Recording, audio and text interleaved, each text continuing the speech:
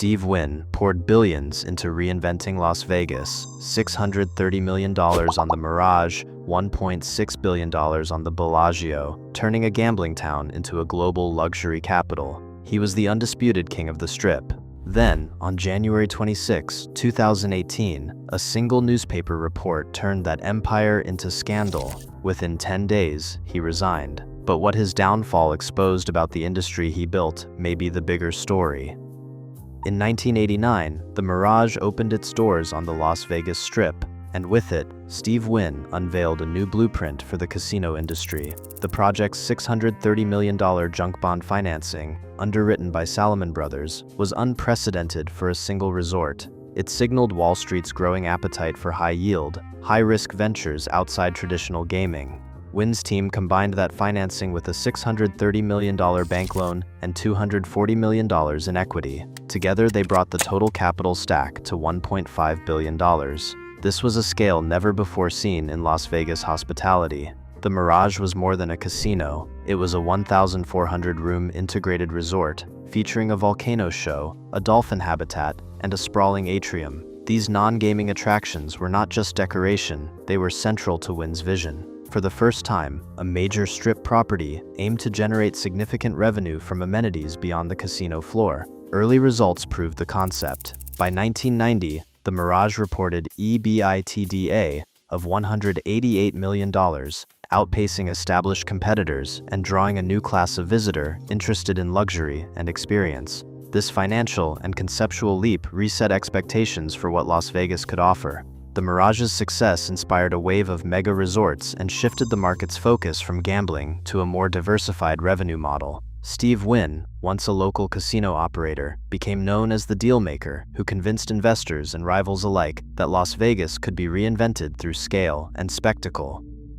Bellagio opened in October 1998, setting a new benchmark for luxury on the Las Vegas Strip. The project's $1.6 billion price tag stunned the industry, but every dollar showed. 8 acres of man-made lake, crowned by the now iconic choreographed fountains, stretched in front of a Mediterranean-inspired facade. Inside, Wynn's obsession with detail was everywhere, from hand-picked Italian marble to a permanent art collection that included works by Monet and Picasso.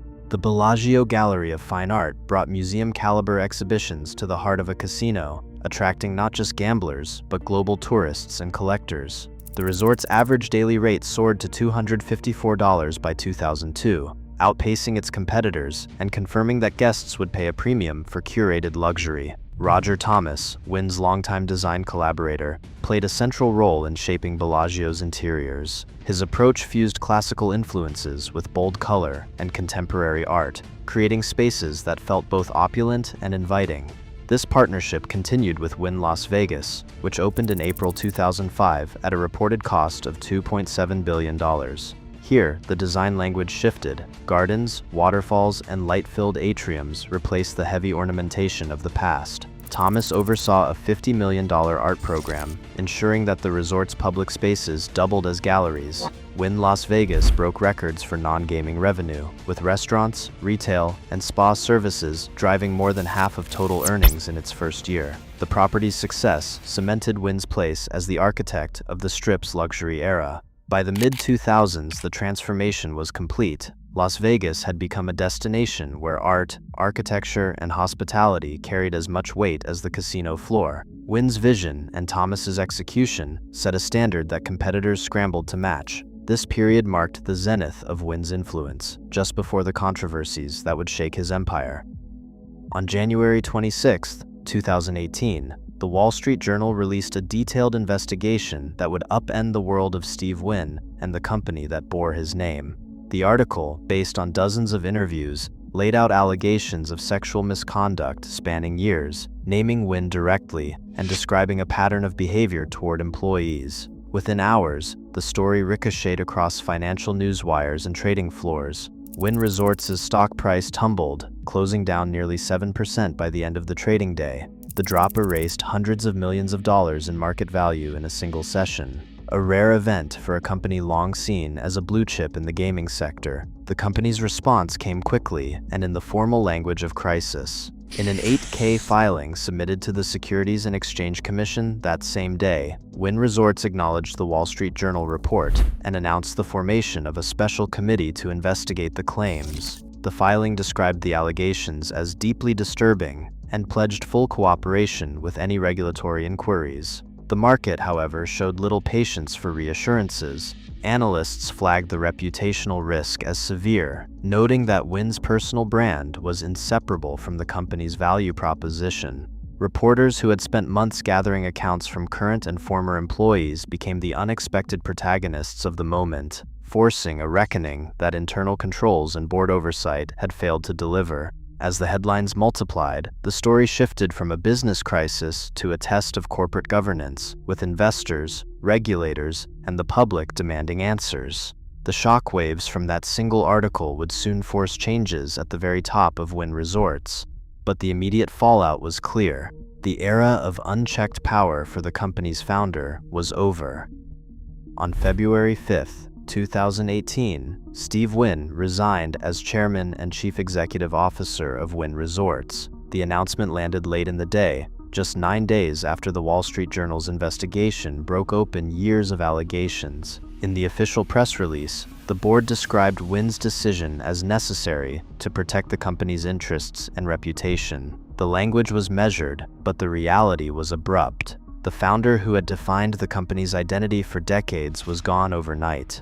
The board moved quickly to accept his resignation, appointing an interim chief executive officer and outlining a plan for new leadership. Wynn himself began the process of divesting his ownership, signaling a complete break. By the end of March, filings showed he intended to sell his entire stake, at the time nearly 12% of outstanding shares, worth an estimated $2 billion. The sale would be executed in blocks, with institutional buyers and rival casino operators watching closely. For the first time since the company's founding, control shifted away from its namesake. The magnitude of the divestment sent a clear message. This was not a temporary step back, but a definitive exit from the business he had built. Inside the company, the leadership vacuum was immediate. Senior executives scrambled to reassure investors and employees, while the board faced questions about succession, stability, and the company's future direction. The founder's departure also raised the stakes for outside regulators, who now had an open field to examine not just personal conduct, but the systems and oversight that had allowed problems to persist.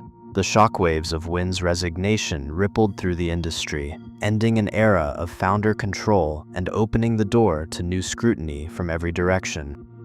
Regulators responded to the Wynn scandal with unprecedented penalties. In February 2019, the Nevada Gaming Commission imposed a fine of $20 million on Wynn Resorts, the largest ever levied against a casino operator in the state. The commission's complaint cited a willful failure to investigate credible allegations and pointed to breakdowns in both internal reporting and board oversight. The regulatory order went beyond financial punishment. It mandated the company implement annual compliance training on harassment and workplace conduct, and required detailed reporting of future complaints directly to the commission. Wynn Resorts also reached a settlement of $10 million with 9 former employees who had filed suit over the company's handling of misconduct claims. The settlement, finalized in April 2019, included a non-admission of wrongdoing, but stipulated new protocols for reporting and investigating future complaints. Settlement documents outlined procedures for mandatory ethics training and established a direct reporting line to an independent compliance officer.